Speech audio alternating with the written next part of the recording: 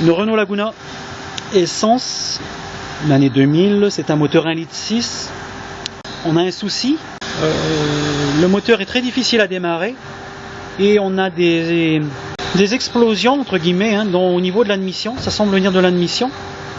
On va essayer de mettre le véhicule en route et on a beaucoup de mal à le garder, le régime est très instable. Alors qu'il n'y a pas d'action au niveau de la pédale d'accélérateur. Parfois on a des, là on les entend, des claquements au niveau de l'admission. Suspecter ici une soupape d'admission qui n'est pas étanche, prendre notre pression collecteur et si cette pression lors du claquement passe au-dessus de 0 et on entend, ok, on entend bien claquer ici notre moteur. Ok, donc là on va mettre le mano de dépression où il y a la place de l'électrovanne de recyclage des vapeurs d'essence. On a un piquage ici, notre capteur de pression est bien positionné là. Alors vu le régime instable, on va avoir du mal à maintenir une vraie dépression, une bonne dépression, mais on va surtout voir l'allure de l'aiguille quand on va voir le souci. Tu peux mettre en route. L'étanchéité de notre cylindre, il faut mettre notre piston au point Moreau, il faut s'assurer que les soupapes soient fermées. Alors on a une petite astuce ici, alors tourne la roue, on va maintenant immobiliser notre moteur, on va raccorder notre détecteur de fuite à notre moteur, le moteur hein, est bien au point Moreau, il est maintenu, donc je te laisse faire. D'accord. Et on peut observer ici la fuite, c'est pas énorme. On est dans l'acceptable au niveau des soupapes. Alors, on peut repérer un certain nombre de choses avec ça. On peut voir aussi si un joint de culasse est défectueux. Il suffit d'aller voir dans le vase d'expansion si on a des bulles. On peut vérifier les soupapes d'échappement. Si c'est à l'échappement qu'on entend la fuite. Si c'est dans le carter d'huile, lorsqu'on enlève le bouchon de remplissage d'huile, c'est la segmentation. Si c'est dans l'admission, c'est la soupape d'admission. Mais ici, le taux de fuite est dans la norme. On va faire cette même manipulation sur les autres cylindres. On a installé notre détecteur de fuite sur le cylindre 4. Alors on a enlevé le capteur de pression ici. C'est bon, sur cette soupape on ne voit rien. Si on entend dans un cylindre adjacent une fuite, c'est que le joint de culasse entre ces deux cylindres est cassé. Ce qui peut se passer aussi, c'est que notre soupape repose bien lorsque le moteur est à l'arrêt. Et en fonctionnement, la soupape peut ne pas être étanche. On peut détecter, une autre façon pour détecter les fuites au niveau des soupapes en fonctionnement, c'est soit avec l'utilisation d'un manomètre au niveau de l'admission, ou encore de prendre les compressions dynamiques de notre moteur. Ça permet en fonctionnement de vérifier l'étanchéité de notre cylindre. La façon la plus simple c'est celle-ci. Si ça ne fonctionne pas, on va trouver une autre façon d'aller tester le système. On a déposé notre boîtier papillon motorisé. On vient de voir que le papillon était anormalement ouvert. Au repos, il a une ouverture importante. Et ça, c'est dû à une vis qui a été déréglée, une erreur de manipulation. La vis ici, elle a été serrée, ce qui a ouvert notre papillon. C'est pour ça que notre moteur était instable au ralenti. La position de consigne ne pouvait pas être respectée. On va remonter notre système et électriquement on va le régler. Alors réglage, lorsqu'on prend un tournevis, alors tu le desserres, je vais le mettre un peu au jour. Complètement. On voit notre papillon complètement, voilà, ce qui correspond à une valeur normale ici. Il y a une légère ouverture. Là il touche plus. Au fait il faut qu'il soit totalement levé ici. Cette vis ici, pour éviter que le moteur cale à la décélération. On a remonté notre boîtier papillon ici. On va faire un essai. C'est le démarreur ici. Alors on voit ici notre moteur, on n'a plus les soucis. Les claquements qu'on avait dans l'admission, c'était parce que le boîtier papillon était commandé et on avait les claques au niveau de la dépression dans le collecteur d'admission. C'était pas un problème au niveau des soupapes. Alors là, il faut faire un apprentissage de notre position papillon parce que notre régime moteur là est trop élevé. C'est en moteur en route.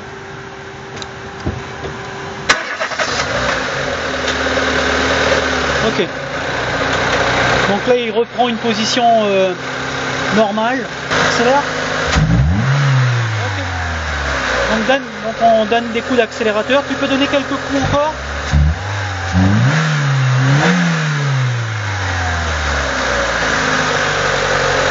Okay. C'est parfait. Un petit bruit au niveau du démarreur. C'est bon, on va vérifier les paramètres. Avec notre appareil de diagnostic, ici on est dans le mode commande. On va vérifier le paramétrage. Donc le moteur est en route. On va aller incrémenter le régime de ralenti. Le moteur est tournant. Voulez-vous lancer le paramétrage? Commande terminée. On va étudier notre système de papillon motorisé. Alors, de quoi c'est composé? On a notre corps papillon avec un moteur électrique à l'intérieur et on va avoir deux pistes qui vont mesurer la position de l'ouverture de notre papillon. Le moteur ici, il est relié au papillon des gaz dans l'admission. Ce moteur, il va être commandé par le PCM, par le calculateur moteur. Il est alimenté en 12 volts et l'inversion de polarité va changer de sens de rotation de mon moteur. Mon capteur de pédale d'accélérateur.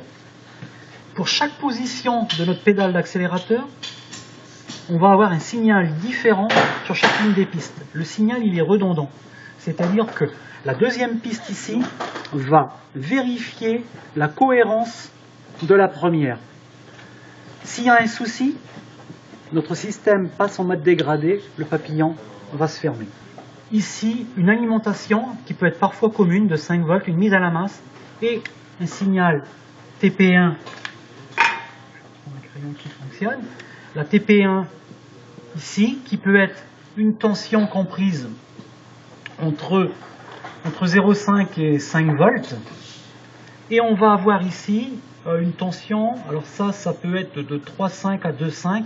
On n'a pas la même amplitude au niveau, et surtout pas la même tension au niveau des deux signaux. Ici, pour vérifier le fonctionnement, mon PCM va contrôler les signaux arrivant de nos deux pistes intégrées à notre boîtier. Et là, ici, on va avoir une tension en fonction de l'ouverture du papillon qui peut, donc j'ai un 5 volts qui est ici, donc qui est à peu près de 4,5 et qui va descendre jusqu'à 0,5. Et ici, on va partir de 0,5 pour aller jusqu'à 4,5. Ici, pour une position donnée, lorsqu'on additionne les deux tensions des deux pistes, on doit trouver du 5 volts. Lorsque je vais additionner ici 5 volts, ici j'ai 2,5 volts, etc. Il faudra vérifier d'abord la cohérence de nos signaux, agir rapidement sur la pédale d'accélérateur, vérifier à l'oscilloscope, c'est le meilleur moyen. Il peut y avoir des capteurs à 3 pistes, mais nous c'est 2 pistes. Ici des capteurs magnétiques, et il peut y avoir aussi des capteurs à effet Hall, où c'est sans contact, donc aucune usure à l'intérieur au niveau des contacts. Sur notre schéma, on retrouve bien ici notre capteur de pédale avec ces deux pistes comme on a dessiné, et les signaux donc arrivent ici sur notre calculateur, alors en F3 pour une des pistes et en H2 pour la seconde piste. Notre boîtier motorisé est ici, notre moteur, nos deux pistes. Il suffit de repérer où arrivent nos pistes sur le calculateur pour se brancher. Pour faire cette mesure, nous on utilise un bornier. Ici, un bornier d'accès sélectif qui est branché sur notre véhicule, parallèle sur le calculateur. Alors on a nos deux voies, la voie 1 et la voie 2. Lorsqu'on vient ici sur notre oscilloscope, donc le contact est établi dans le véhicule, tu peux actionner la pédale d'accélérateur. D'accord. On voit bien ici les courbes qui suivent un angle différent, mais on voit la cohérence des deux signaux. Maintenant tu actionnes la pédale rapidement. Voilà, on actionne la pédale rapidement. Et ce que je peux faire, c'est un arrêt sur image. Donc j'ai fait un arrêt sur l'image et on voit ici notre tension qui monte à 4 volts 2 à peu près et qui descend à un petit peu en dessous d'1 volt. Et sur la voie bleue, on est un petit peu en dessous de 0, à 0,4 volts et on monte jusqu'à 2 volts 3. Et on peut voir aucune coupure au niveau des courbes. On a bien la même allure sur nos deux pistes. Ici, on a une pédale d'accélérateur en bon état. On branche maintenant notre oscilloscope sur les pistes du papillon motorisé. Donc la piste 1 et la piste 2 ici. Je retrouve mes deux pistes sur mon oscilloscope. Alors là, le contact est établi. On voit le pied levé ici. J'ai 4 volts 2 sur ma piste en rouge. Donc j'ai mis un filtre parce qu'il y a un petit peu de perturbation sur les signaux. Sur la piste 2 ici, j'ai 0,8 volts qui correspond à la fermeture de mon papillon des gaz. Je pédale l'accélérateur rapidement. Je vais faire un arrêt sur image. Ok, tu peux couper le contact. Ici, nos courbes, on voit, on part ici d'une position haute pour arriver à une position basse, etc. en fonction de la position du pied sur l'accélérateur. Et nos deux pistes tout à fait à l'opposé. On voit bien, si on additionne, il faut utiliser un curseur, mais si on additionne les tensions donc on voit j'ai 2,48 volts. Quand on additionne les deux ici, j'ai mis à peu près, on voit bien, on a 5 volts. Si je regarde partout, la somme des tensions sur la piste 1 et la piste 2 va toujours être égale à 5 volts. Tout est correct. Ne pas voir une des courbes, mon moteur se met en mode dégradé. On s'est branché aux bornes de notre moteur, puis sur la pédale, reste à fond, tu laisses le pied à fond. On remarque ici sur une des pistes, je vais arrêter ma machine. D'accord. On voit sur une des pistes ici, j'ai sur l'autre fil, ici, il est à 0. Donc il est commandé dans un sens ou dans l'autre. On peut voir ici un signal carré et plutôt une sinusoïdale sur la courbe bleue ici. C'est ce qui correspond ici à un fonctionnement normal de notre papillon. L'évolution de notre commande positive et négative, chaque commande correspond à une position précise de notre papillon des gaz. Il faut vérifier dans différentes positions lorsque le pied est levé et lorsque le pied est à fond. On voit évoluer ici le temps de commande positive et négative au niveau de nos courbes et on peut remarquer ici la régularité de notre signal. C'est important. On peut prendre nos courbes, le moteur en fonctionnement. Alors ici le temps est mal réglé. Je vais diminuer aux alentours de 2 millisecondes par division pour retrouver nos courbes ici.